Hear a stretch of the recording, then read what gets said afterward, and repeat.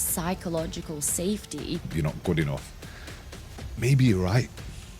First form of transformation is healing. Go fight somebody.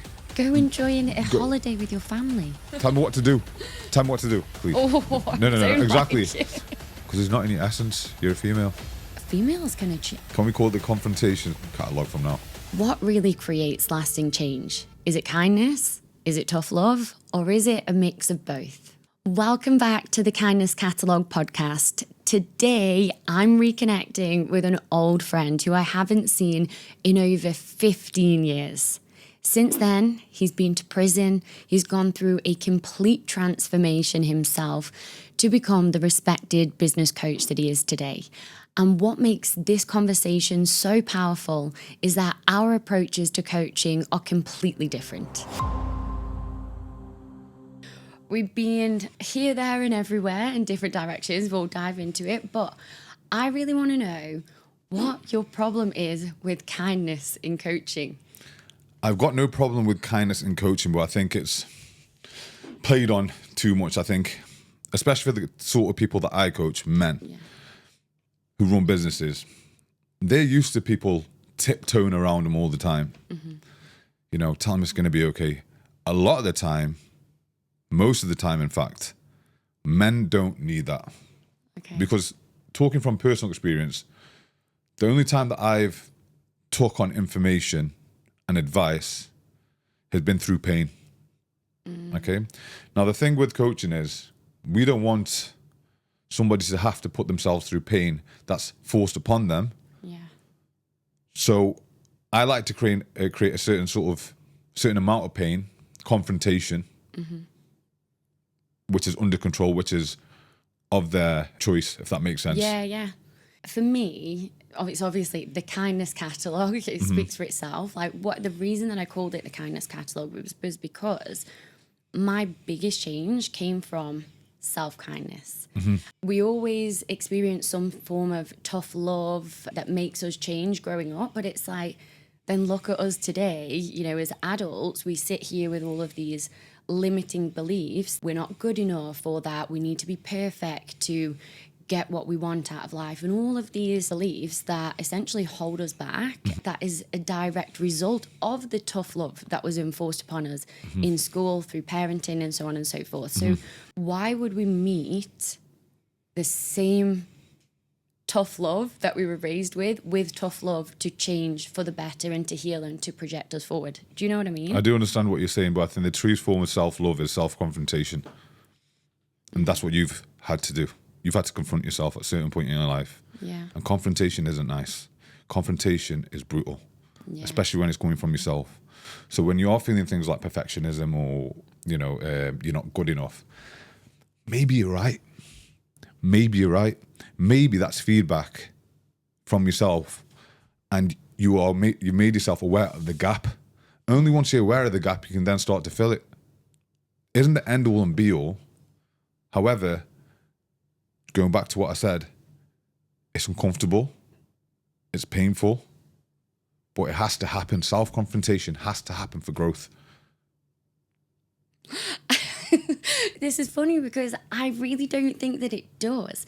Don't get me wrong. I'm not saying every person I've ever coached, I've just, drowned them in kindness and love. Like, no, it doesn't work like that.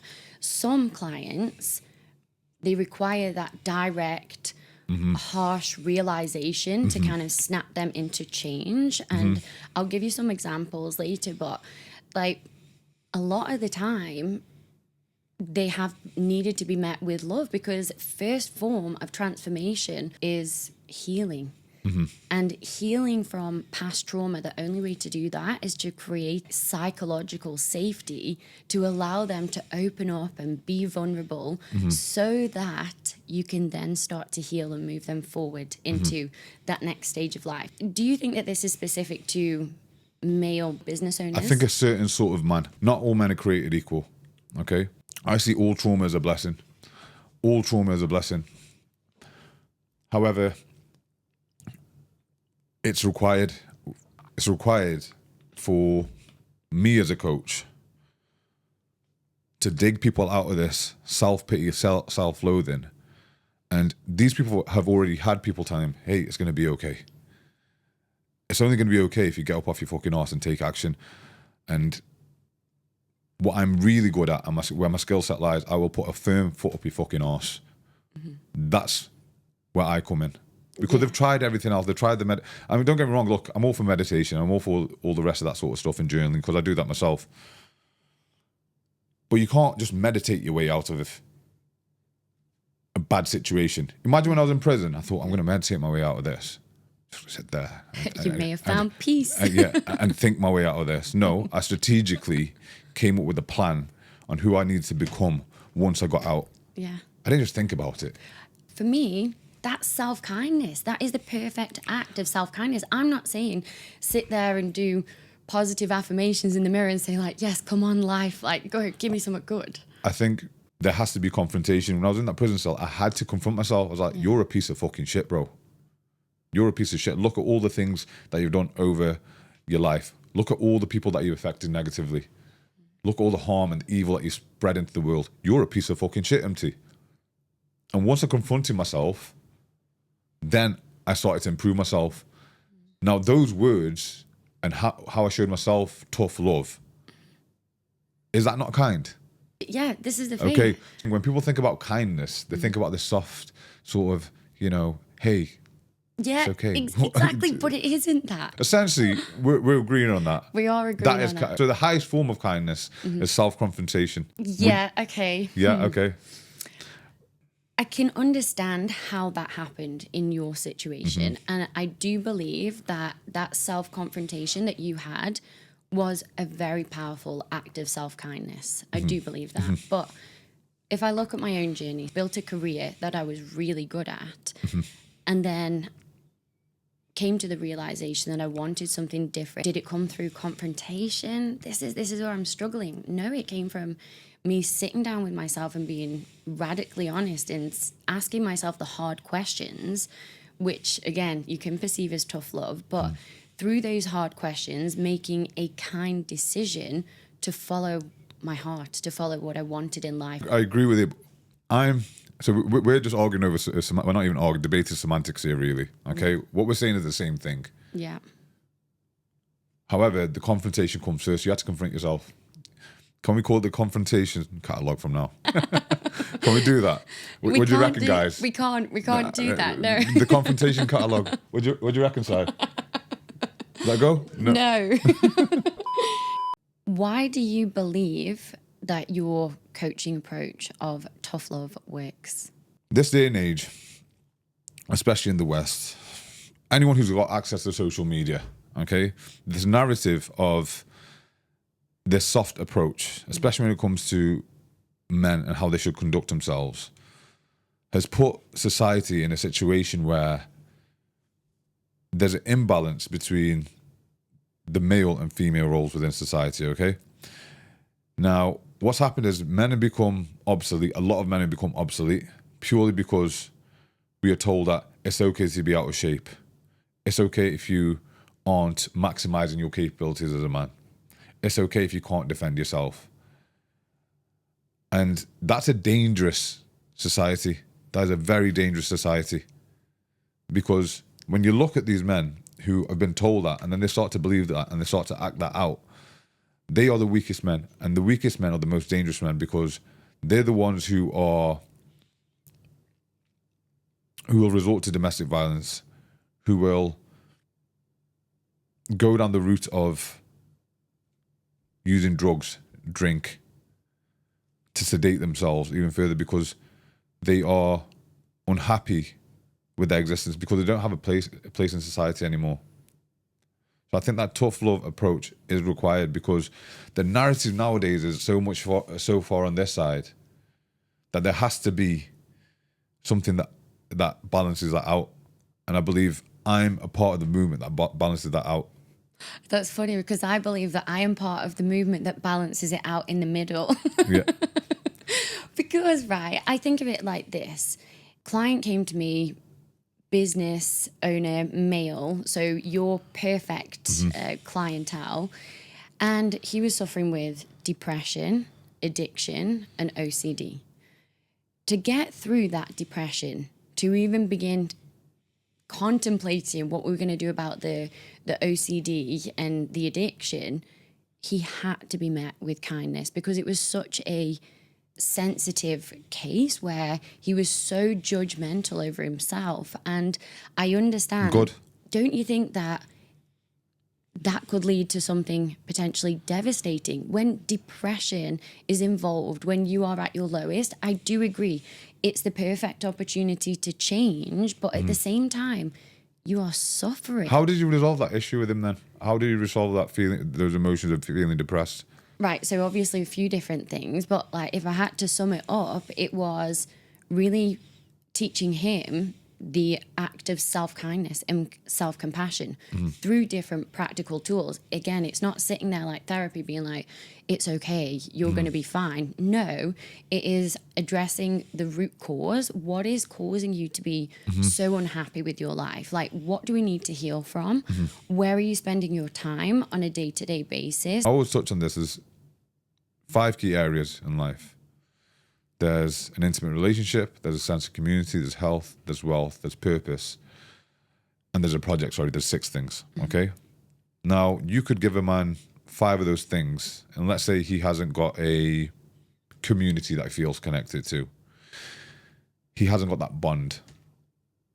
He will go and find that bond with addiction, whether it's, I don't know, drink, drugs, porn, smoking, vaping, whatever, gambling. He goes and forms a bond. And there's science to back this. So you must have heard of the experiment that they did with mice, where they put a lab rat in a cage with a bottle of water, just a normal bottle of water, and another bottle of water that was laced with cocaine. Okay? So they put this lab rat in this cage, and the lab rat got hooked on the bottle of water that was laced with the cocaine. Now, that wasn't a fair experiment, was it? Because that isn't how humans live. So they did a separate experiment. Experiment A is the one that they touch on again and again and again and again. Experiment B, they had the same 2 bottles of water, but they put toys in the cage, they put his family in the cage. Yeah. And lo and behold, he didn't even go near the cocaine one. Yeah, he didn't feel like he needed anything else. Because he had bonds. Yeah. He had formed a bond with these other things. He was playing. He was wealthy, I suppose, on a mouse level, on a rat level. You know, he had his health. He had his family around him. They were building stuff and doing rat shit. Yeah. You know what I mean? Yeah, and having rat fun. So this is the thing. When men are feeling depressed, even, you know, high-performing men with successful businesses, there's still something missing.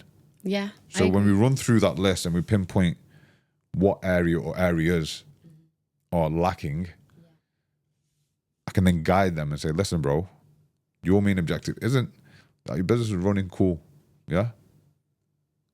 Let's look at where we can form friendships and community. And I'm massive on that. I'm massive on brotherhood. Yeah.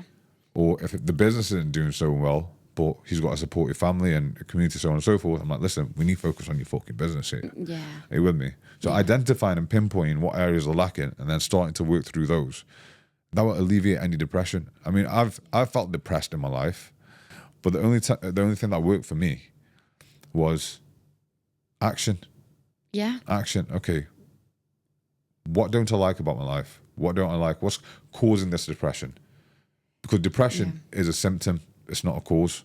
This is where my problem comes in with tough love when it comes to depression, right? Because depression is based on, like you've just said, either something that's lacking, so where we are or where we are not spending our time, but it also comes from what's going on inside of our heads. And so the problem with tough love is then they shame themselves in their head. This is our usual pattern. The way that I would approach that client and get them through the depression through kindness is teaching them that the conversation doesn't need to stop there, doesn't need to stop at self-criticism. You can say, oh my God, I'm a waste of space. Like, I can't even get off the couch. What's the point? I would have them challenge that.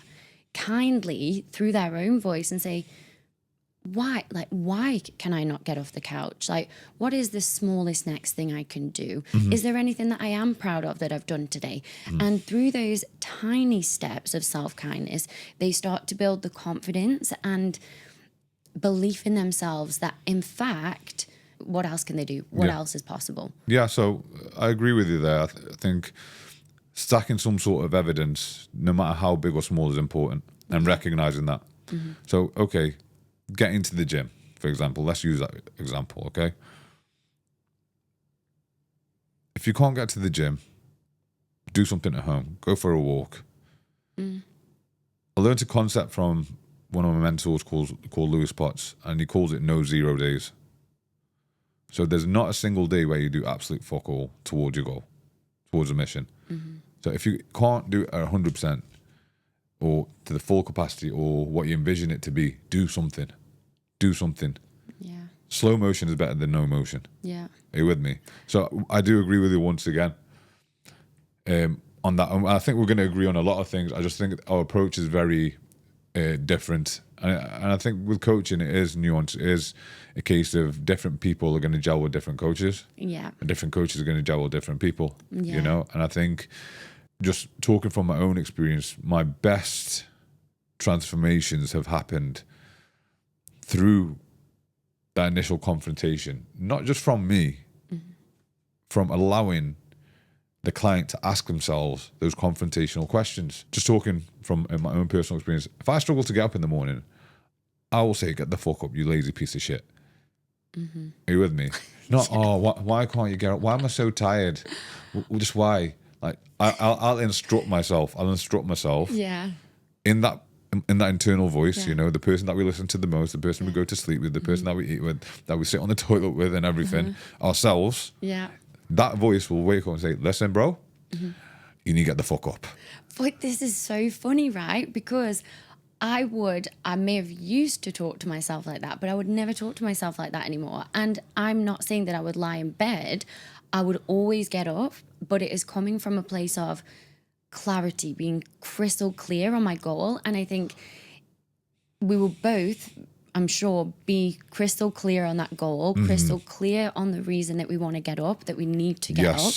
But you talking to yourself like that and me saying, come on, my love, like, you know what you want, like, you know the end goal, like, get up and get it done. Yeah. Like, your biggest motivator. Do you know what I mean? And I think it's a female and male thing, to be honest with you, because when men joke amongst themselves, I might call my mate a cunt, but it's a form of endearment. Yeah, I wouldn't do that. Do you get what I'm saying, though?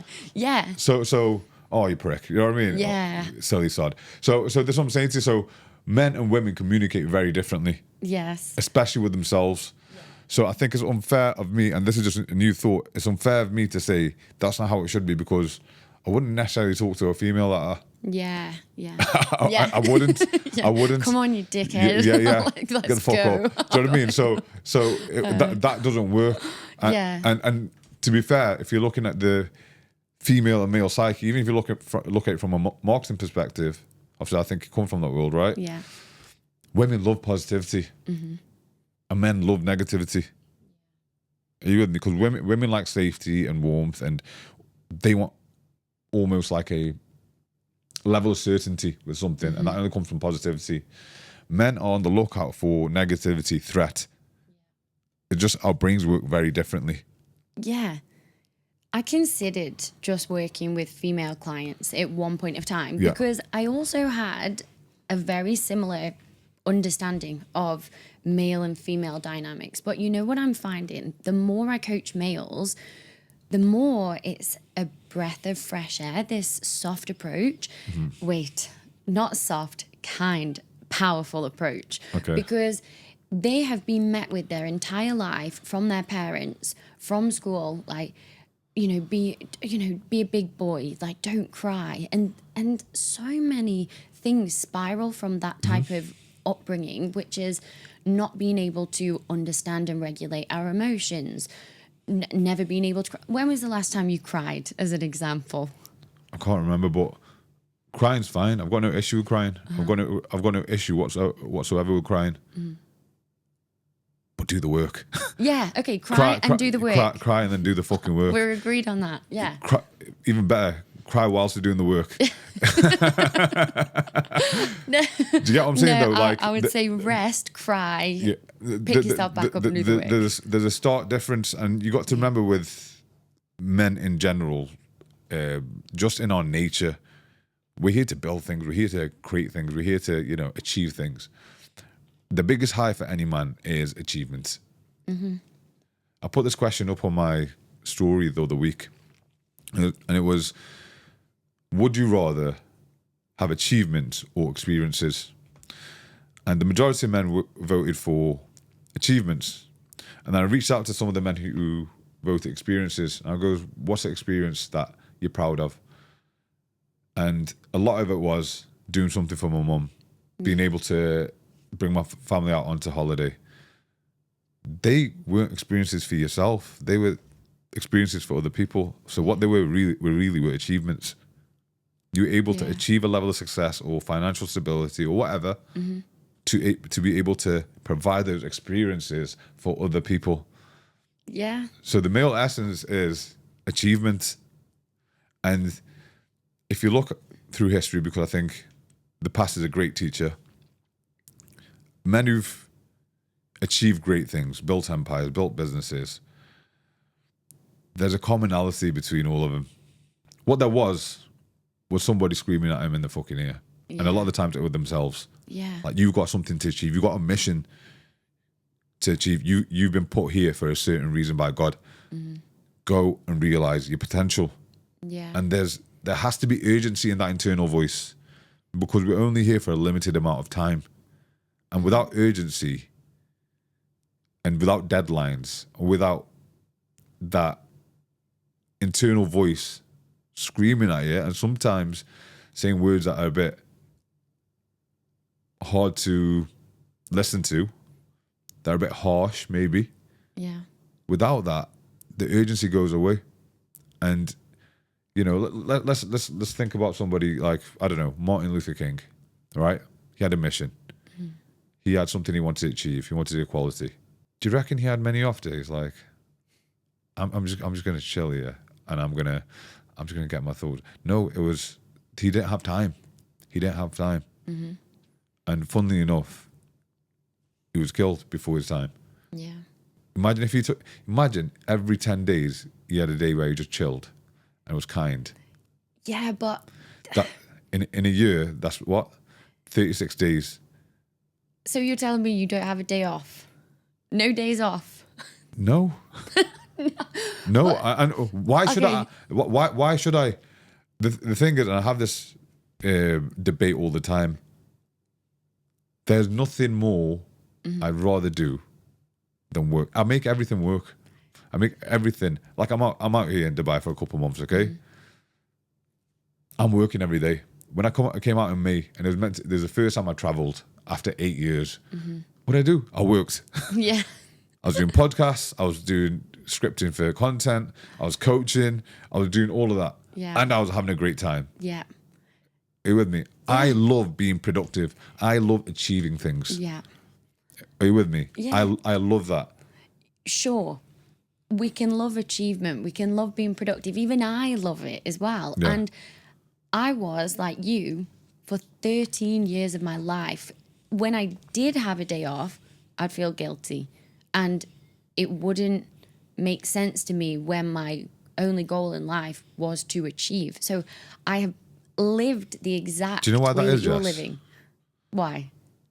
Because it's not in your essence. You're a female. Females can achieve. I'm not saying they can't achieve. What I'm saying is, what we spoke about is, and funnily enough, with the same poll, a lot of women voted for experiences. Majority of women voted for experiences. Yeah. Are you with me? Yeah. So the lens which we see the world through is completely different, yes. And this is why it can't be like, you know, your viewpoint and your experience can't be held up to mine, purely because it's apples and pears. Let's take your example of you loving work, loving achievement.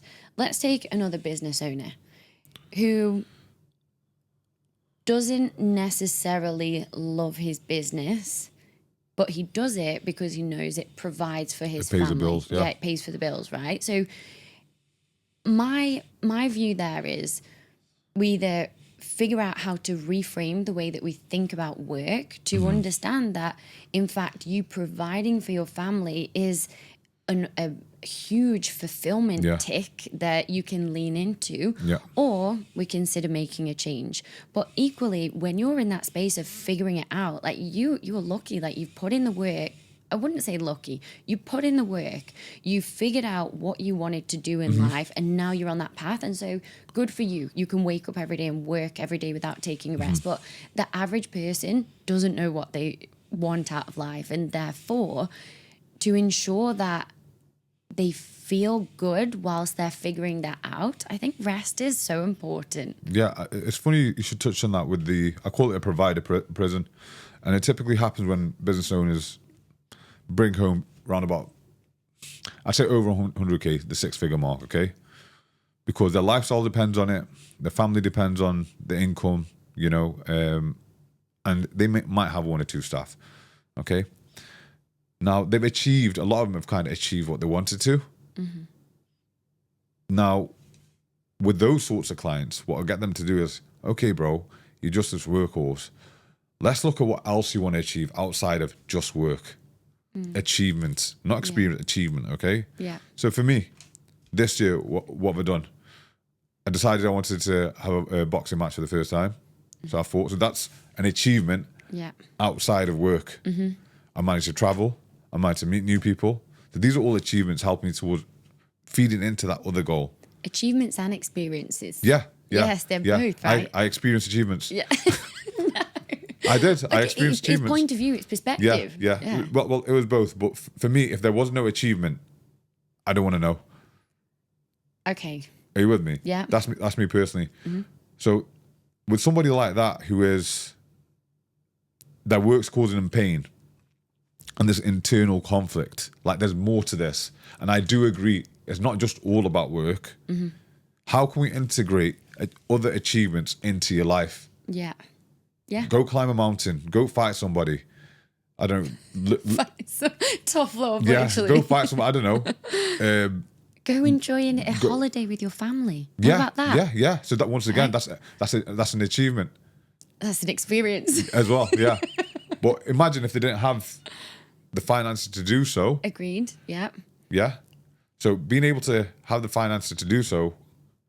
And facilitated that. Yeah. I love how we're saying the same shit. We're saying the same shit, Jess. We're saying the same shit. Okay. Men and women do talk different languages, though. Yeah, literally, we're saying the same thing, different languages. I've got a thing to consider here. So, with that client who had depression, OCD, and addiction, what I was going to say is, kindness worked from depression. He spent 10 years being stuck in a depressive state.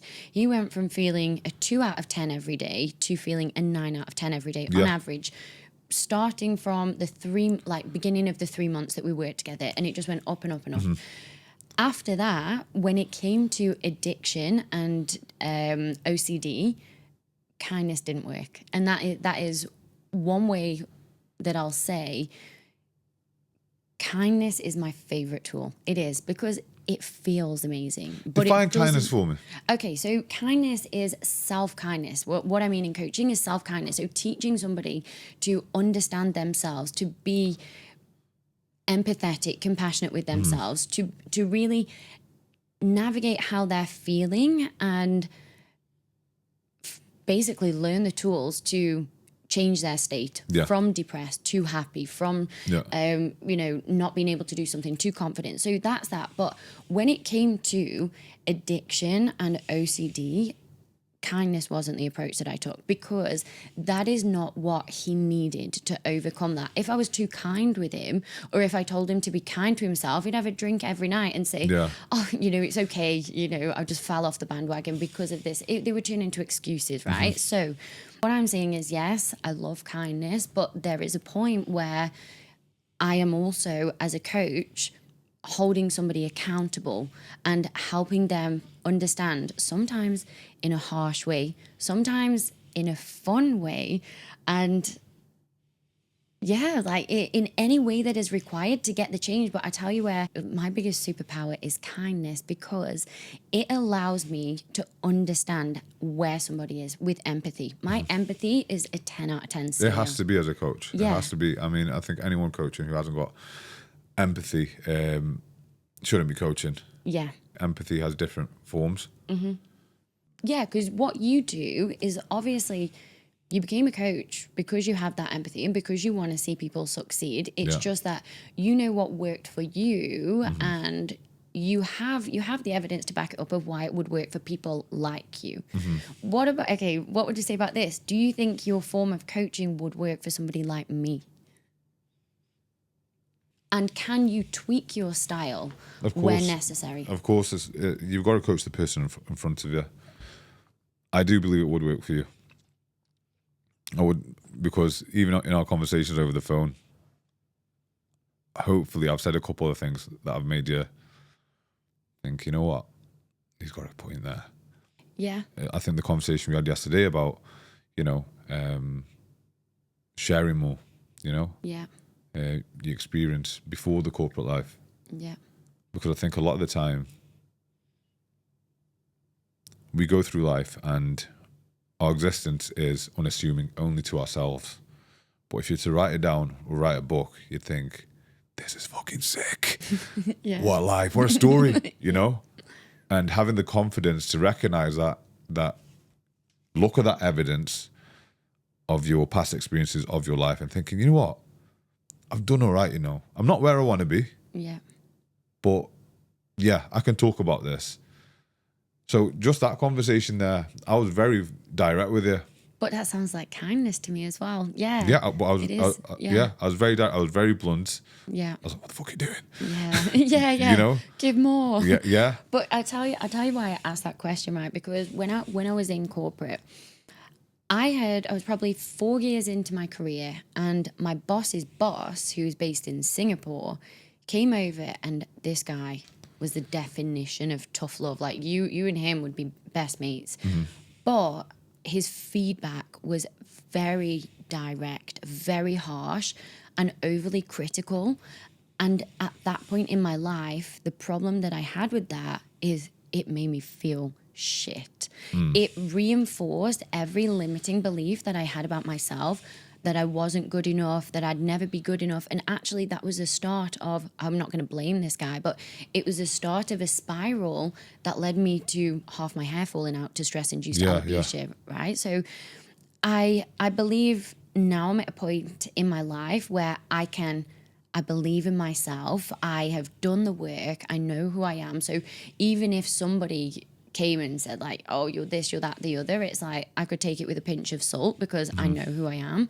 And I think that's why, say, our conversation on the phone yesterday worked well. I can take criticism, I can take feedback, and I can embrace it to push me forward. But do you agree?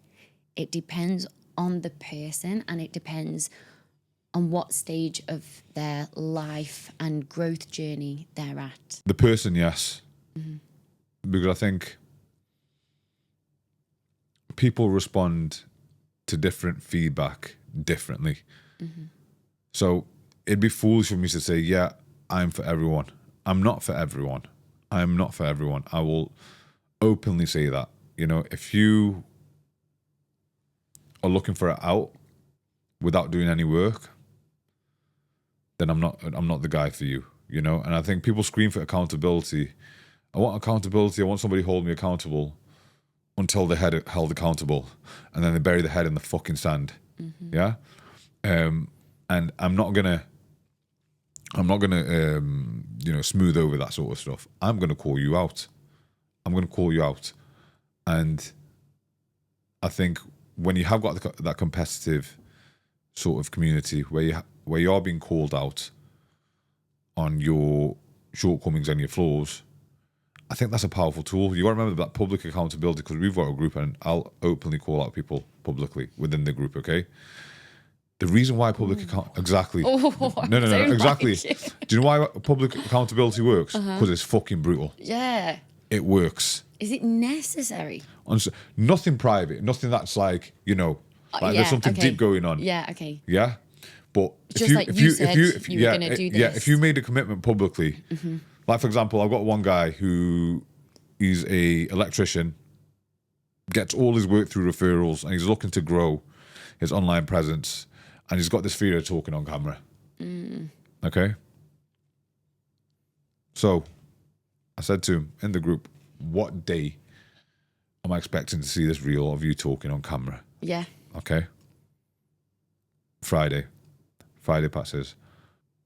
I asked him, do you know what the definition of integrity is? He goes, yeah. I go, it's doing what you said you would. Have you got integrity? He goes, yeah, but I goes, have you got integrity in this instance? No. Okay, so what we're going to do about it? And lo and behold, the next week, we had a reel. Yeah. Now, if I smoothed over that and let it slide and didn't hold him accountable publicly, would I have got that? Probably not. I agree. I absolutely agree. In that scenario, would I have given the feedback public? I wouldn't. But again, I only ask questions. Yeah. Okay. He made a commitment publicly. Yeah. I just asked him questions. You outed him publicly. I asked him. Yeah. Do you know the definition of integrity? Yeah. Question. Yeah. He answered. Okay. Did you keep your commitment? No. Yeah. Okay. So what we're going to do about it? Another question.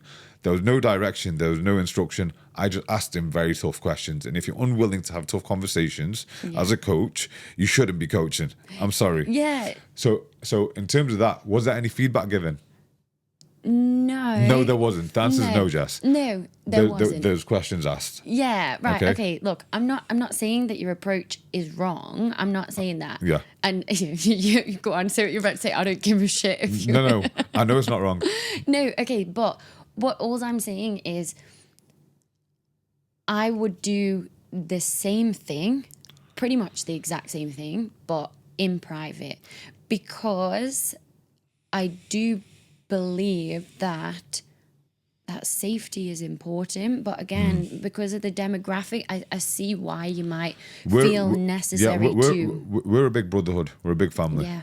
Okay. Exactly. So that's a safe community. That in itself is creating. Yeah. Safety. Nothing leaves. Yeah. Nothing leaves. Yeah. It's just in there. You're in there because you're sitting amongst people who are going in the same direction that you want to go in, who are looking to achieve the same sort of life that you want to achieve. Yeah. So you need to surround yourself with those people. And if those people call you out, you can't be offended. You got to be appreciative. Yeah. Yeah, because they're pushing you in the right direction. Yeah. And I also see a positive side of that as well, which is you are softening, even though you may not like this, you are softening feedback. You are allowing them to receive feedback in a way that isn't crippling. Yeah. It becomes normal to call them out, and like we do with ourselves through our own growth process, but to have that done with a community that you feel safe with, I think that's a nice thing. And like I said, nothing leaves, but I think with men, it is a competitive nature. You don't want to look like the run to the litter. You don't want to be the run to the litter. You don't want to be the one that's struggling. You don't want to be the one who's falling behind. Are you with me? Yeah. And that we've got to utilize that. We have to utilize that. Yeah. Because we are so secluded this day and age that nobody is calling us out on our own bullshit. Nobody is. Because, we're connected via phones and whatever, but we're not really. You know, and it's very easy for, especially as business owners, to be super secluded. Yeah. And then achieve a certain level of success. And then our growth as human beings, not just financially, stops happening. What is the cure to that? You need community. Yeah. You need somebody who's going to ask you the difficult questions. It is a huge part of enjoying life, reaching your full potential, all of it. Like community, like you said, we're so connected today. We're a WhatsApp away from anyone in the world, but a lot of the time, this is why depression and suicide is such a unnecessary part of the world that we live in, because we are literally a message away. But the problem is, people, unless they go through that healing journey on their own or with the support of a coach or a therapist, they... Fuck therapists. Yeah, okay. I will say that. Fuck therapists. I don't think we have time to fuck therapists. No, I'll say fuck therapists. Do you know why? Do you know why I said that? We've got 3 minutes We've got to 3 fuck minutes. therapists. No, Go on I'll then. make this point quickly. Do you know why I'm not for therapists? Okay, because you just talk about the past. You further ingrain the past. There's no action or future planning at all when it comes to therapists. So. What happened? How do you feel? How do you about feel? that? How does that make you feel? And they'll just sit there and go, interesting. Shut the fuck up. Tell me what to do. Tell me what to do. Yeah, okay, right. Part of me agrees with you. I've had 3 therapists. 2 of them How did that were make you like feel? that. Get lost. 2 of them made me feel like that. And I was like, it was so expensive Yeah. as well. So I got out of it and I was like, well, this is pointless. But the 3rd therapist, she was great. And she didn't tell me what to do, but I basically turned up with my Excel sheet because I'm very structured and was like, look, this is what I've learned about myself. Like, can you tell me something that I don't already know? Are you going to help me try and fix it? And she did. She did help me with the initial steps of overcoming anxiety. And it was through practical tools. But what I noticed is in therapy, they're taught maybe to try and keep people in the system, or they have strict policies of They don't know what to do. They don't know about transformation. They don't know about transformation, because the way I coach is question-based coaching, and that's what all coaching should be. Coaching comes from corporate America, and it's a leadership style. Okay, that's what coaching is. Lead with questions, difficult questions. Yeah. You know. Not just how do you feel. Yeah, not just how do you feel. Yeah. That's not a difficult question. And it does help you, I think, with the right questions, because my approach is exactly the same. It's like with the right questions, you can figure out what the problem is and why you are the way that you are, literally in a session. It doesn't take 12 sessions. Yeah. So, okay, all for coaching. Obviously, we love coaches because we are coaches. Okay, so the summary is both of our approaches work. I think that whilst we may call your style tough love and my style kindness, they intertwine. Would you agree with that? I would intertwine. What's really important, I think, what we've kind of ascertained from this conversation is advice can be sound, but a lot of the time it depends on who it's delivered from and the way that it's delivered and who to, Yeah. which gives you a result. Yeah. Agreed with that. Okay. Can we shake on it? I was going to do a hype. We'll shake on it. We'll shake on it. See you in the next one, guys. Peace. Bye.